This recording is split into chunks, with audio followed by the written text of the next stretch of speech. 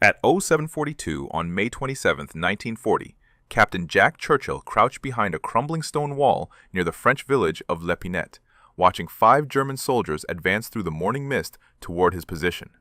33 years old, 14 years since Sandhurst, 0 confirmed kills in combat. The Wehrmacht had already crushed Poland in 36 days. Now their Panzers were tearing through France at 40 miles per day, and the entire British Expeditionary Force was running for the sea. Churchill's company had lost 11 men in the past 72 hours. The Germans had better tanks, better aircraft, better coordination. British soldiers were dying by the hundreds along every road leading to Dunkirk. The retreat had become a rout. Officers were burning classified documents in ditches. Sergeants were burying equipment they could not carry. Private soldiers were throwing away their rifles just to run faster toward the coast. But Jack Churchill was not running. He was carrying a 6-foot English longbow, 70 pounds of draw weight, effective range of 200 yards in the hands of an expert archer. And Churchill was an expert. He had represented Great Britain at the World Archery Championships in Oslo just 11 months earlier. 26th place out of 63 competitors from 14 nations. Not a champion, but good enough to put an arrow through a playing card at 50 yards. Good enough to kill a man before that man ever heard the shot. The German patrol was now at 30 yards. Close enough. Churchill could see the sergeant leading them, a veteran by the look of his careful movements, probably a man who had fought through the Polish campaign. The sergeant was scanning the hedgerows, checking windows, looking for the standard threats. Rifles, machine guns, grenades. He never thought to look for a medieval weapon. Churchill drew the bowstring back to his ear. The yew-wood creaked under the tension. His fingers found the familiar anchor position on the string, the same position he had used 10,000 times in practice. He had made this exact shot countless times at targets. He had never made it with a human being at the other end. The arrow flew. The German sergeant dropped without a sound, the shaft buried deep in his chest. It was the first confirmed longbow kill in a European war since the 17th century.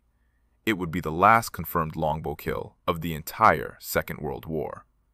And it happened because one British officer refused to accept that modern warfare had made ancient weapons obsolete. The British Army did not know what to do with Jack Churchill. He had graduated from the Royal Military College at Sandhurst in 1926 and served with the Manchester Regiment in Burma. He had spent a decade learning to be a conventional infantry officer. Then he had quit the army entirely in 1936 because peacetime soldiering bored him to exhaustion. He had worked as a newspaper editor in Nairobi, Kenya. He had appeared in films as an archer and a bagpipe player, including a small role in The Thief of Baghdad. He had ridden motorcycles 1,500 miles across Burma and India, once crashing into a water buffalo on a rural road.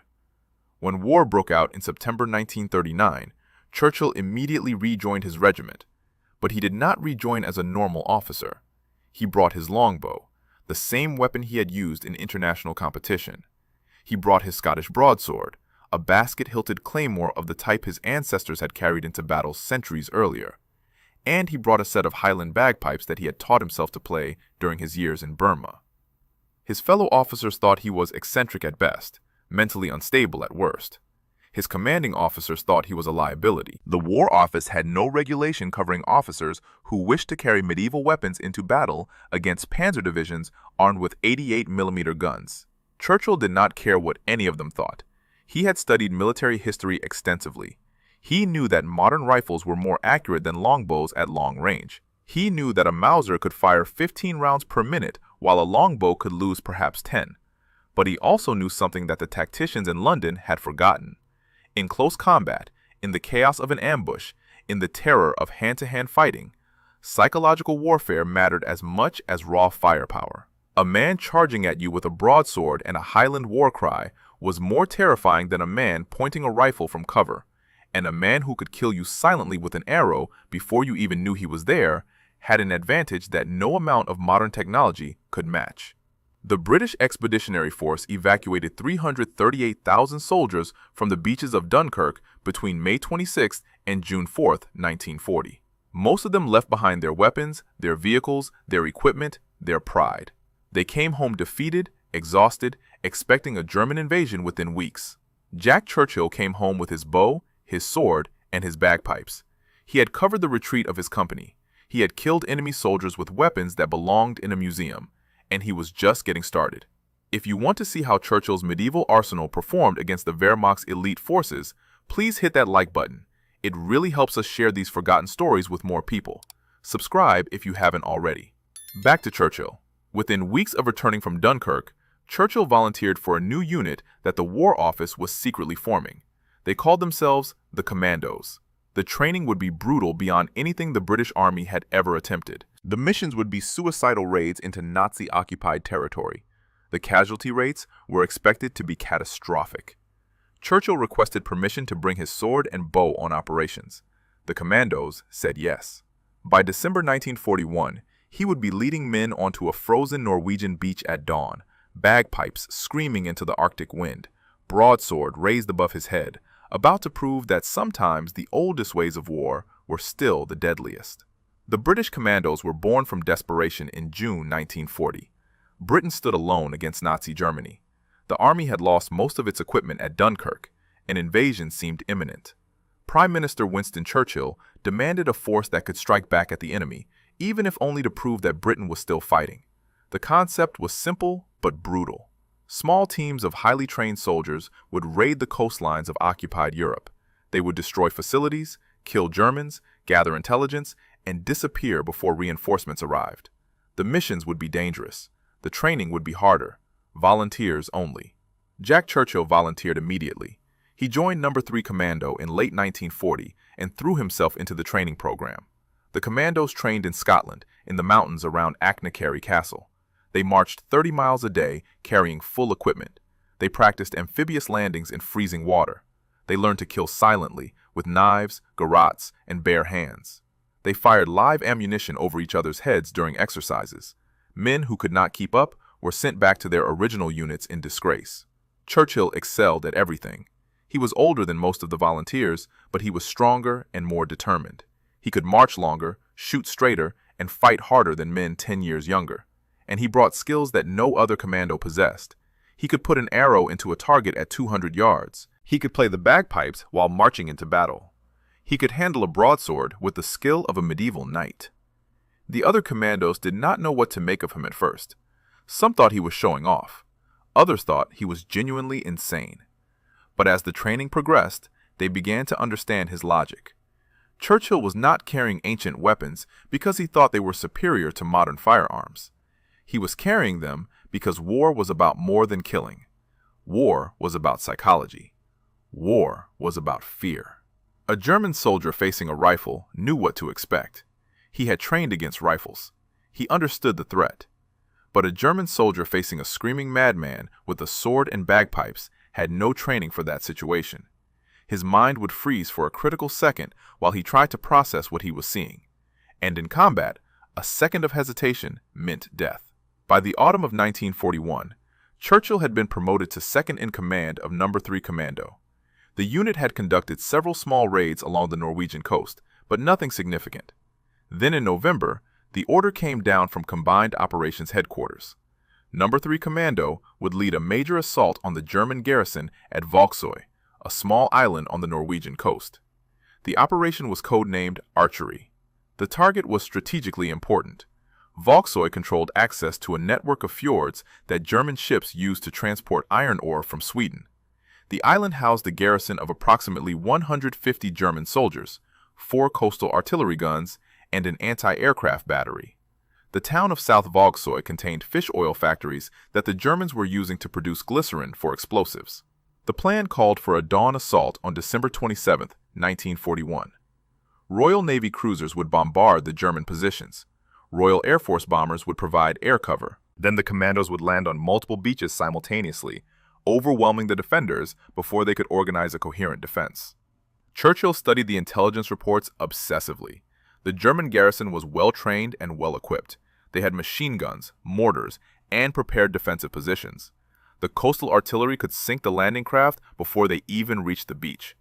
The attack would have to be fast, violent, and overwhelming. He requested permission to lead the first wave onto Moløy Island, a small fortified position guarding the approach to South Vågsøy. Permission was granted. He requested permission to carry his sword and play his bagpipes during the assault. Permission was granted.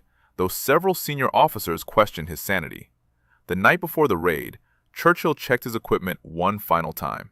His broadsword was sharp. His bagpipes were tuned. He had grenades, a revolver, and a Thompson submachine gun as backup. But he intended to lead the charge with steel and music, not bullets. The Commandos loaded onto their transport ships on Christmas Day, 1941. They sailed north through the Arctic darkness, past the coast of Scotland, into the Norwegian Sea. The temperature dropped below freezing. Ice formed on the deck railings. The men huddled in their quarters, checking weapons, writing letters home, trying not to think about what was coming. Churchill spent the voyage studying maps and rehearsing signals with his men. He had 105 commandos under his direct command. Their objective was to neutralize the German shore battery on Molloy Island within 10 minutes of landing. If they failed, the entire operation would collapse.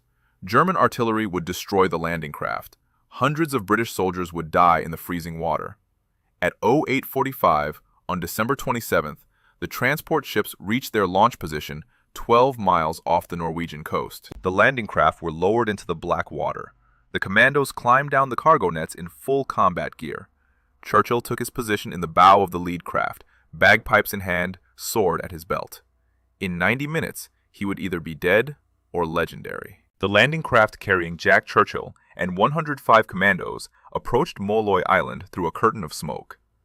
Royal Air Force Hampton bombers had dropped smoke canisters along the shoreline to blind the German gunners.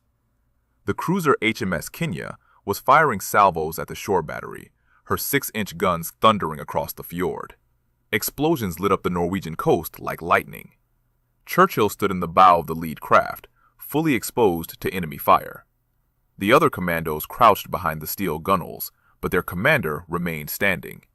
He had his bagpipes inflated and ready.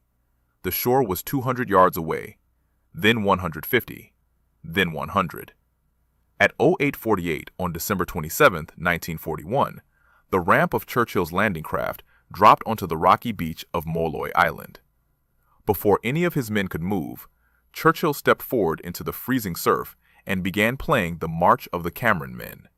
The sound of the bagpipes cut through the explosions and gunfire like a blade through cloth. It was the most Scottish sound in the world, and it was coming from a beach in Nazi-occupied Norway. The Germans in the shore battery heard it and could not believe what they were hearing. They had been trained to fight British soldiers with rifles and grenades.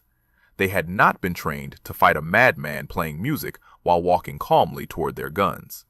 Churchill finished the tune, set down his bagpipes, pulled a grenade from his belt, and hurled it at the nearest German position.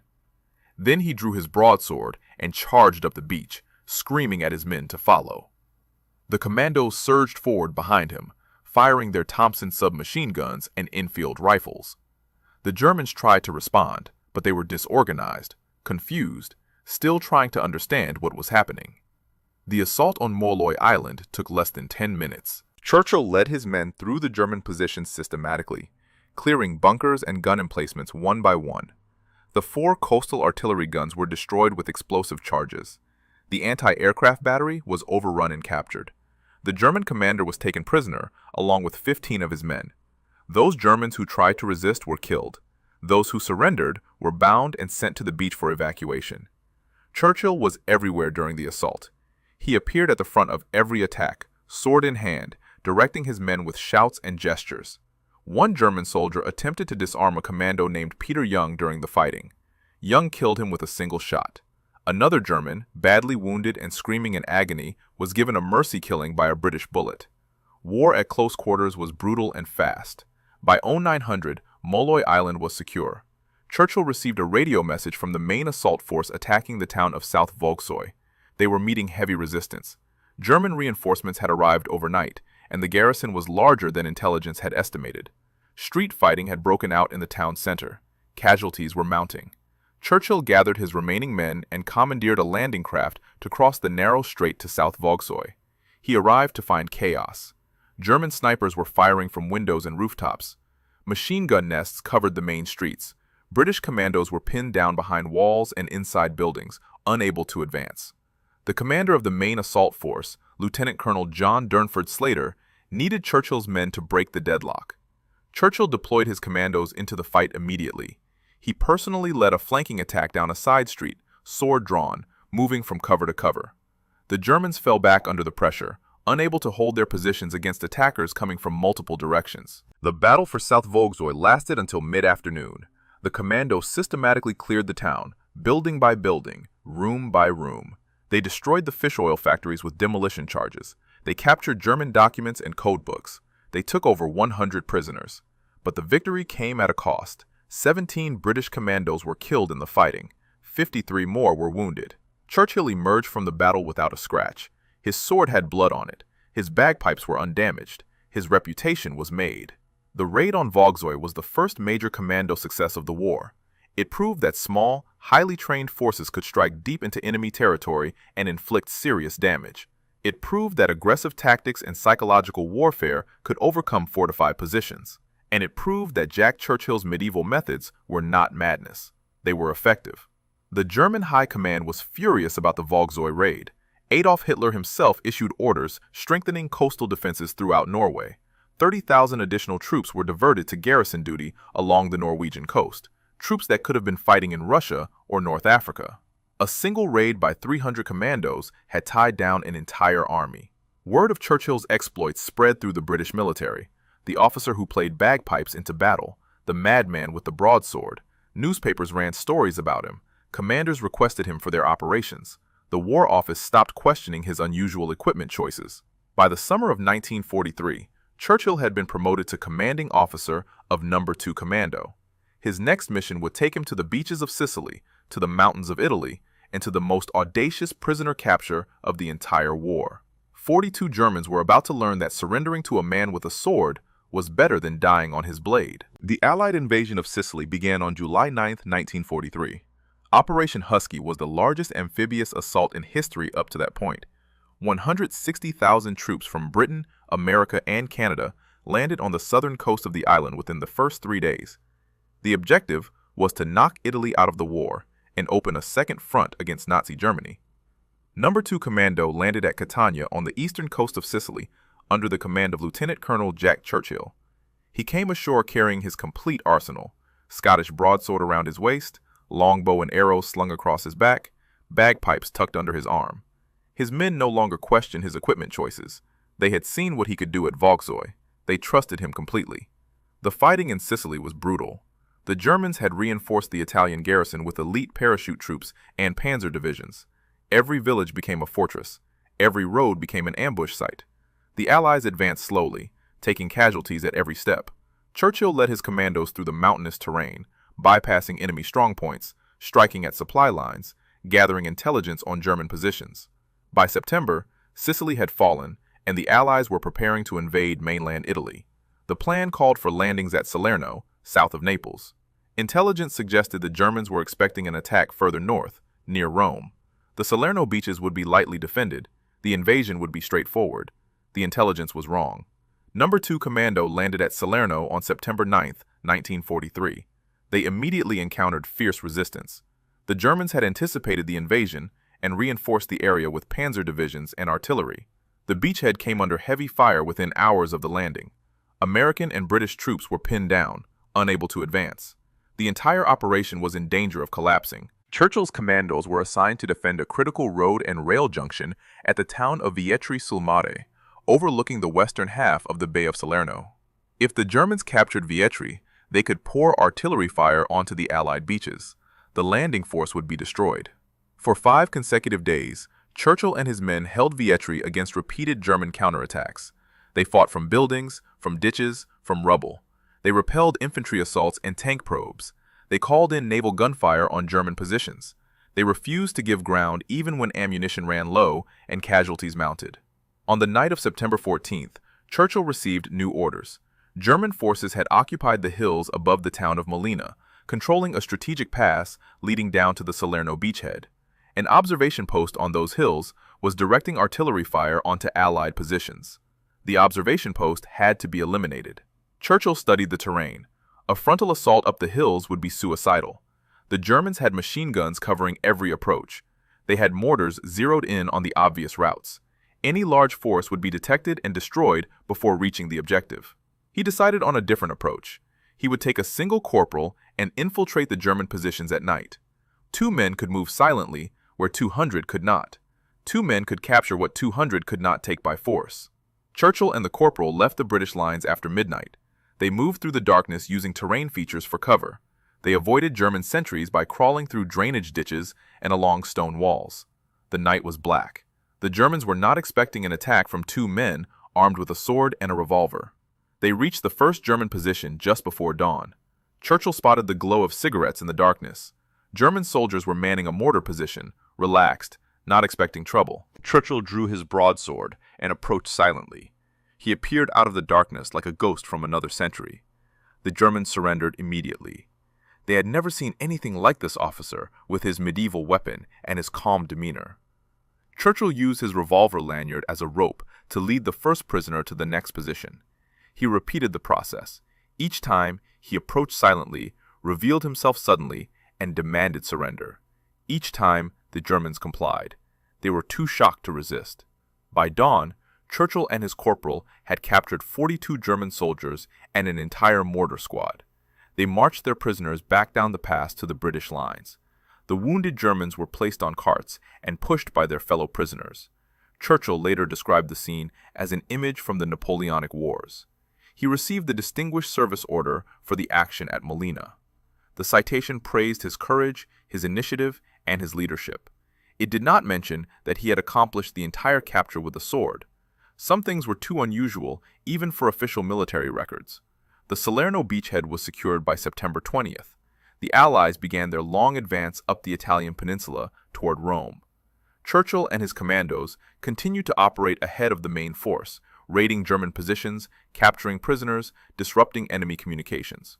His reputation had spread beyond the British military. German soldiers began telling stories about the British officer with the sword and bagpipes. They called him a madman, a berserker, a throwback to an earlier age of warfare. Some refused to believe he was real. Others hoped they would never encounter him in battle. By the spring of 1944, the war in Italy had become a grinding stalemate. The Germans held the high ground along the Gustav Line. The Allies needed to open new fronts to stretch German resources thin. Churchill received orders transferring No. 2 Commando to Yugoslavia. They would support partisan fighters against German occupation forces.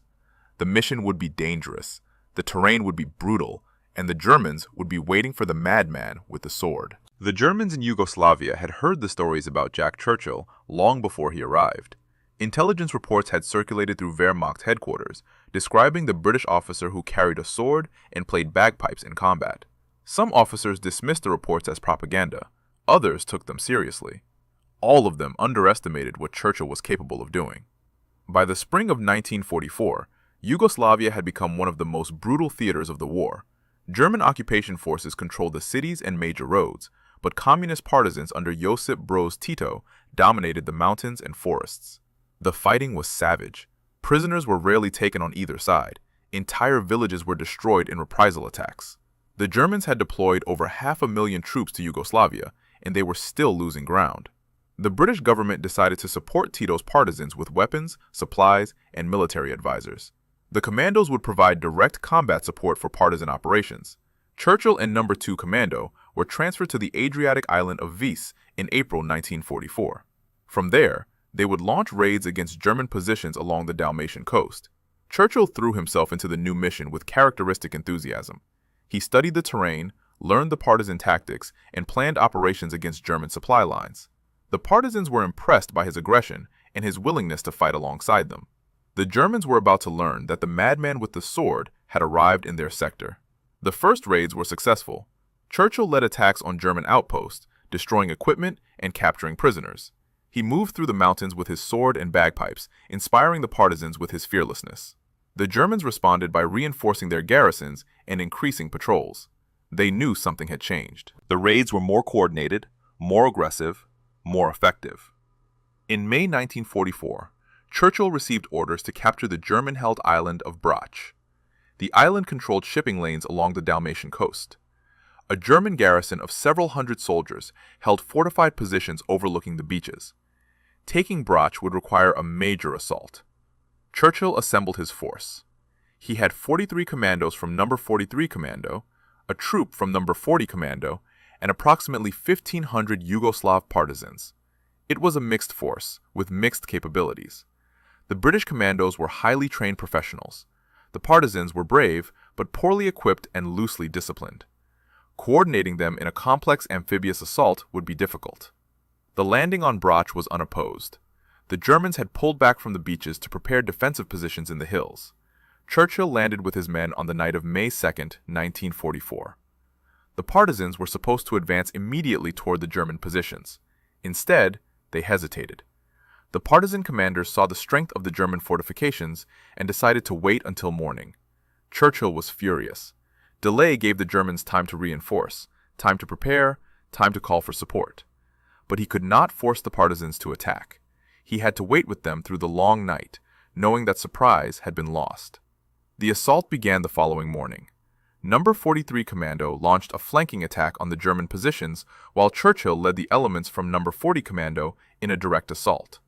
The partisans remained at the landing area, providing no support. Churchill and his commandos were on their own. The Germans were ready for them. Machine gun fire swept the approaches to the hilltop positions. Mortar rounds exploded among the advancing commandos. Churchill pushed forward anyway, bagpipes playing, sword at his side, urging his men up the slope. The attack stalled. Men were falling. Ammunition was running low. A German mortar team had zeroed in on Churchill's position. They fired a salvo of rounds directly into the group of commandos gathered around their commander. The explosions killed or wounded every man except Churchill himself. He survived only because he had been standing slightly apart from the group, playing his bagpipes to encourage the attack. Churchill found himself alone on a hillside in enemy territory. His men were dead or dying around him. The Germans were advancing toward his position. Ammunition was exhausted. Escape was impossible. He did what any officer of his character would do. He sat down on a rock, picked up his bagpipes, and began playing "Will Ye No Come Back Again." It was a Scottish lament, a song of farewell, a final act of defiance against an enemy that had finally caught up with him. The Germans approached cautiously. They could not believe what they were seeing. A British officer, surrounded by the bodies of his men, playing music while they pointed rifles at him. They did not shoot. They were too confused, too curious, perhaps too respectful of a man who faced death with such composure.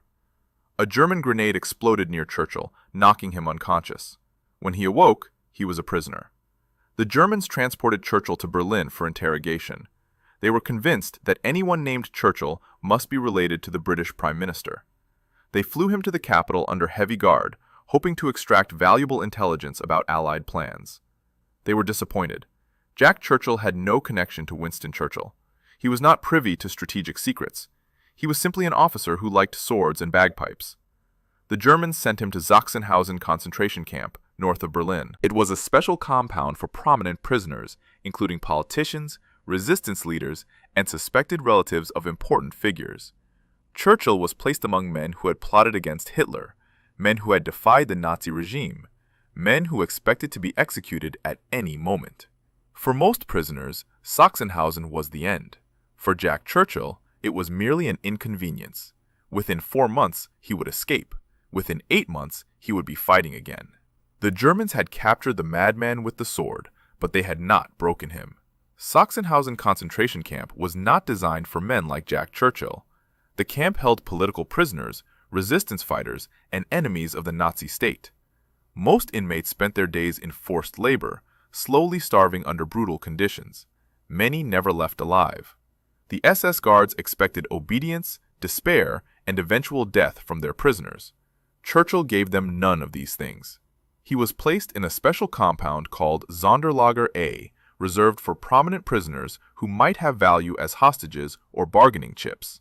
His fellow inmates included diplomats, politicians, military officers, and suspected relatives of Allied leaders. Among them were 3 Royal Air Force officers who had participated in the Great Escape from Stalag Luft III in March 1944. 50 of their comrades had been executed by the Gestapo after that escape. These 3 had survived only because they were considered potentially valuable. Churchill immediately began planning his own escape. He studied the camp layout, the guard rotations, the fence lines, the watchtower positions. He identified weaknesses in the perimeter. He recruited allies among his fellow prisoners. Within weeks of his arrival, he had a plan. The prisoners in Sonderlager A had access to a small garden area near the perimeter fence. Churchill and his conspirators began digging a tunnel from a drainage ditch in the garden. They worked at night, concealing the excavated dirt under piles of compost. They used spoons, pieces of metal, and their bare hands to claw through the earth. The tunnel extended 110 meters, passing under the fence and emerging in a wooded area beyond the camp perimeter. On September 23, 1944, Churchill and 4 other British officers crawled through the tunnel to freedom. They emerged into the darkness beyond Sachsenhausen and scattered into the German countryside. Churchill paired with squadron leader Bertram James, one of the Great Escape survivors. Their plan was to walk north to the Baltic coast, approximately 200 kilometers away, and find a boat to neutral Sweden. For 2 weeks, Churchill and James moved through Nazi Germany on foot. They traveled at night and hid during the day. They stole vegetables from fields and drank from streams. They avoided roads, towns, and anywhere Germans might spot 2 ragged men who did not speak the language. The weather was turning cold. Their clothes were inadequate. They had no maps, no compass, no supplies beyond what they could steal. They made it to within a few kilometers of the Baltic coast before their luck ran out. A German patrol spotted them near the town of Rostock and demanded identification. Churchill and James had none. They were arrested, interrogated, and identified as escaped prisoners from Sachsenhausen. The Germans returned them to captivity, but not to Sachsenhausen. Churchill was transferred to a camp in Austria, deep in the Alps, far from any Allied lines. The war was clearly turning against Germany by late 1944. The Soviets were advancing from the east. The Allies were pushing through France toward the Rhine. But for a prisoner in an Austrian mountain camp, liberation seemed impossibly distant. Churchill spent the winter of 1944-45 as a prisoner. He watched as Germany collapsed around him. Allied bombers flew overhead daily. News filtered in about Soviet advances, about the fall of Berlin, about Hitler's increasingly desperate orders. The guards became nervous, uncertain, aware that they might soon face justice for their crimes. In late April 1945, Churchill and approximately 140 other prominent prisoners were transferred from Austria to the Tyrol region of Italy. The SS planned to use them as hostages, bargaining chips in negotiations with the advancing Allies. The prisoners were marched through the mountains under heavy guard, not knowing if they would be released or executed. The end came unexpectedly. A delegation of prisoners approached senior Wehrmacht officers and expressed their fear of being murdered by the SS. The officers listened. A German army unit commanded by Captain Wiechard von Alvensleben moved in to protect the prisoners. The Wehrmacht soldiers outnumbered the SS guards. After a tense standoff, the SS withdrew. The prisoners were abandoned in a small Italian village, free but stranded in enemy territory. Most of the liberated prisoners waited for Allied forces to arrive. Jack Churchill did not wait. He had been a prisoner for nearly a year. He had escaped once, been recaptured, and survived. He was not going to sit in a village while there was still a war to fight. Churchill began walking south toward Allied lines. He covered 150 kilometers on foot through the Italian Alps, crossing mountain passes and avoiding German stragglers. His ankle was injured. He had no food, no weapons, no identification. He walked anyway. After 8 days, he reached the town of Verona and encountered an American armored reconnaissance unit. The Americans did not know what to make of the ragged British officer who appeared out of the mountains claiming to be a commando lieutenant colonel. Churchill had no documents, no uniform insignia, nothing to prove his identity. He convinced them by sheer force of personality, by the authority in his voice, by the stories he told of swords and bagpipes and German prisoners captured at knife point. The Americans sent him back to Britain through military channels. Churchill arrived home in May 1945, just as the war in Europe was ending. Germany had surrendered. The concentration camps were being liberated. The fighting in Europe was over. But the war was not over. Japan was still fighting in the Pacific. Thousands of British soldiers were still dying in Burma, in Malaya, in the islands of Southeast Asia. Churchill immediately requested a transfer to the Far East. He wanted to fight the Japanese. He wanted to carry his sword into one more battle, to play his bagpipes on one more beach, to prove that the old ways of war still had meaning in the modern age. The War Office approved his request. By summer 1945, Jack Churchill was on a ship heading east, toward Burma, toward Japan, toward what he hoped would be the final chapter of his war. He had no way of knowing that 2 atomic bombs were about to change everything. Jack Churchill was somewhere over India when the atomic bomb fell on Hiroshima. It was August 6, 1945. A single American B-29 bomber had dropped a weapon that killed 80,000 people in an instant. 3 days later, a second bomb destroyed Nagasaki. On August 15th, Japan announced its surrender. The Second World War was over. Churchill received the news with bitter disappointment. He had spent months preparing for the invasion of Japan. He had studied Japanese tactics, Japanese fortifications, Japanese fighting spirit. He had planned to lead commandos onto Japanese beaches with his sword and bagpipes, just as he had done in Norway, Sicily, and Yugoslavia. Now there would be no invasion, no final battle, no chance to test himself against one more enemy. His reaction became legendary among those who served with him. He reportedly complained that without the American atomic bombs, the war could have continued for another 10 years. It was a dark joke, but it revealed something true about Churchill's character. He was a man who thrived in combat, who found meaning in the chaos of war, who felt most alive when death was closest. Peace was a foreign country to him. The British military did not know what to do with Jack Churchill after the war ended. He was too aggressive for peacetime garrison duty, too eccentric for staff positions, too famous to ignore. His service record was extraordinary. Distinguished Service Order with bar, Military Cross with bar, mentioned in dispatches multiple times. He had fought in France, Norway, Sicily, Italy, and Yugoslavia. He had escaped from a concentration camp. He had captured 42 prisoners with a sword. The War Office assigned him to administrative duties in Burma, helping to oversee the transition from war to peace. Churchill found the work tedious. He had no patience for paperwork, no interest in bureaucracy, no talent for the diplomatic compromises that peacetime required. He requested transfers to active units. He volunteered for dangerous assignments. He looked for any opportunity to return to the kind of soldiering he understood. By 1946, the British Empire was collapsing. India was demanding independence. Palestine was descending into chaos. Colonial territories across Africa and Asia were stirring with nationalist movements. The world that Churchill had fought to defend was transforming into something unrecognizable. Churchill was transferred to Palestine in 1947 as second in command of the 1st Battalion Highland Light Infantry. The situation was explosive. Jewish refugees from the Holocaust were flooding into the territory, demanding a homeland. Arab Palestinians were resisting what they saw as an invasion. British soldiers were caught in the middle, trying to maintain order while both sides attacked them. The violence escalated throughout 1947 and into 1948.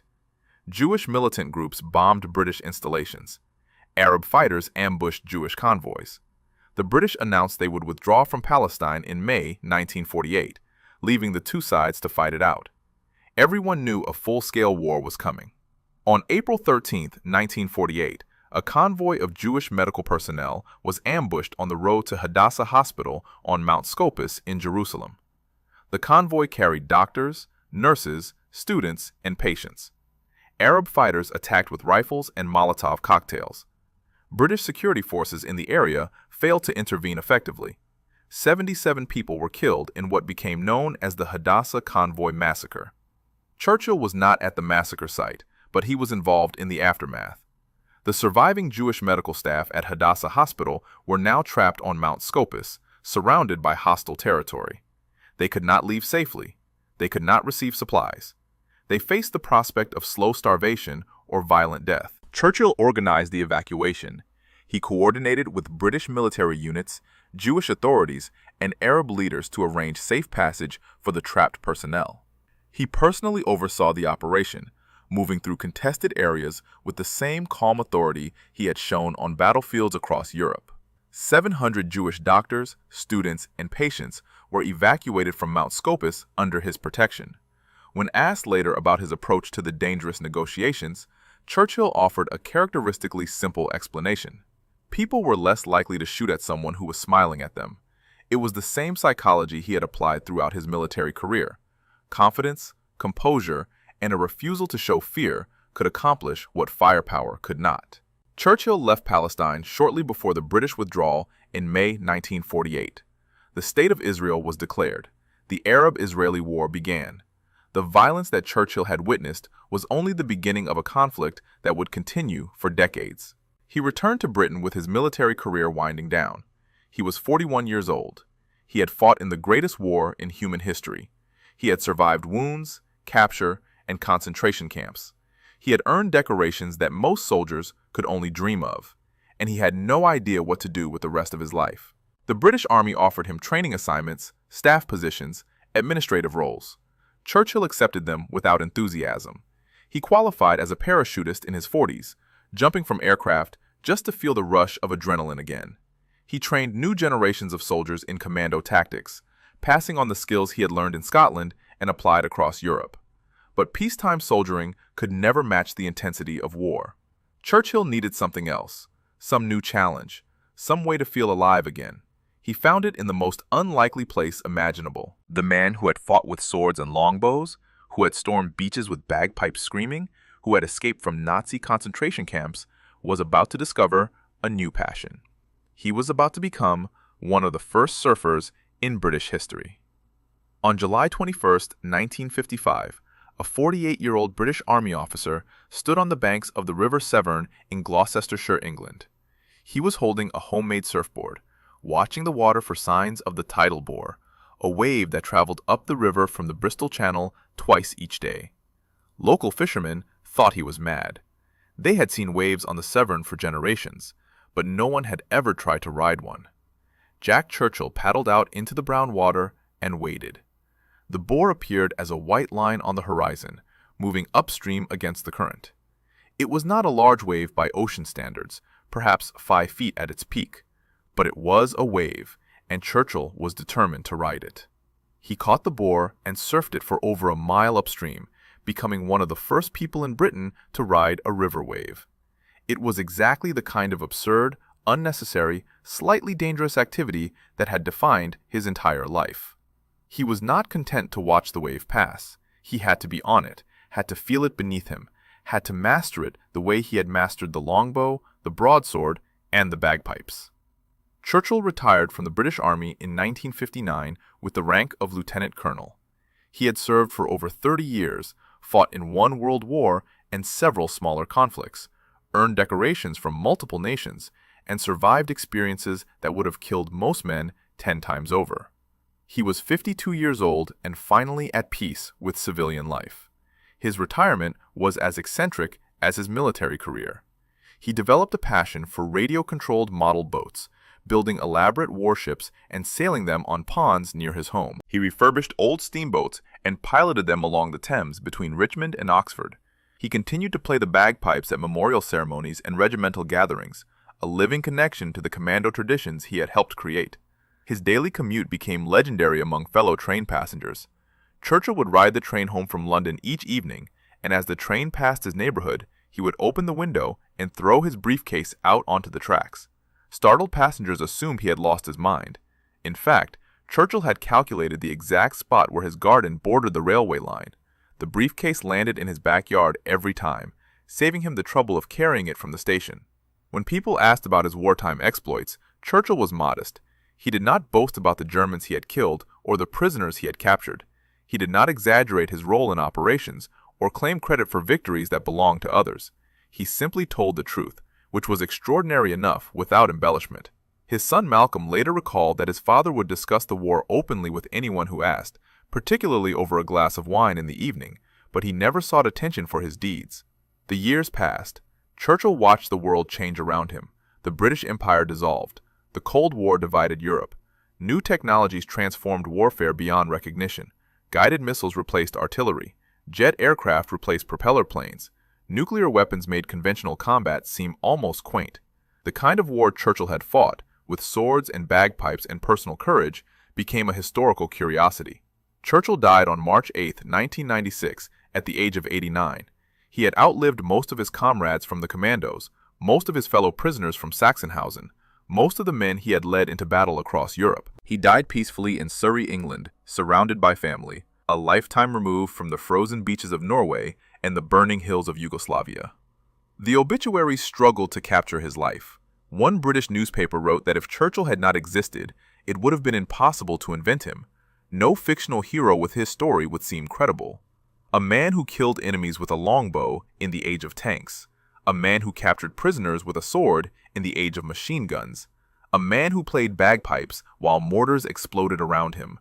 A man who escaped from a Nazi concentration camp and walked 150 kilometers to freedom. A man who surfed river waves and threw briefcases from trains and refused to accept that the modern world had no place for medieval warriors. Jack Churchill was not the most decorated soldier of the Second World War. He was not the most successful commander or the most brilliant tactician. He did not win any decisive battles or change the course of history through strategic genius. What he did was simpler and perhaps more important. He proved that individual courage still mattered. He proved that unconventional thinking could overcome superior firepower. He proved that one man with enough determination could accomplish what armies could not.